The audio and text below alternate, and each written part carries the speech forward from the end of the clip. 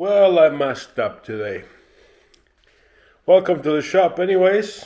So I was attempting to. I own a lathe for like 3 weeks, and I've been on it like maybe 6 times, and essentially 5 of those 6 times were an actual project that I completed. And my ultimate goal was to, make these little boxes and like acorns. So today I thought, hey, I think I think I'm gonna give it a shot.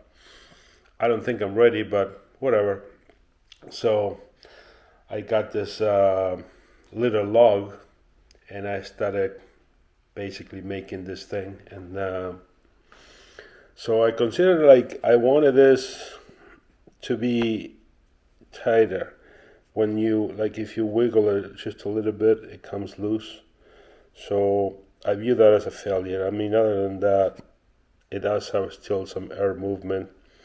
I finished the bottom of this very good, but not that side. So there's something to be learned there. But the main thing was when it came time, and here's the thing. So this is my first time doing this and that, and then I did. I don't want to sand it. I wanted to go through the proper procedure, I guess. So I was making this recess for it, and I didn't make it deep enough, so it wasn't sitting like that, right? It was like there. And anyways, watch this video. We'll talk in a second.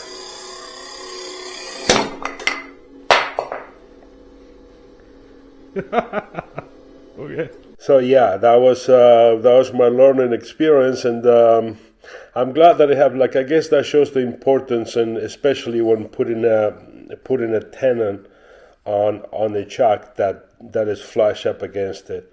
I mean, for me, luckily, it was just this little piece of wood, and it flew off, and literally like it flew off and fell. I think it's because actually, if you watch, let's see that again. The tool rest actually stops it, and then it rolls off. If the tool rest was in a different place, it could have been a different story. I kind of got away with that and a few other catches that I had, and I don't know. I'll just keep trying this and learning. I'm having fun with it, so that's all I got for you. I'll catch up with you the next one. Thanks for watching.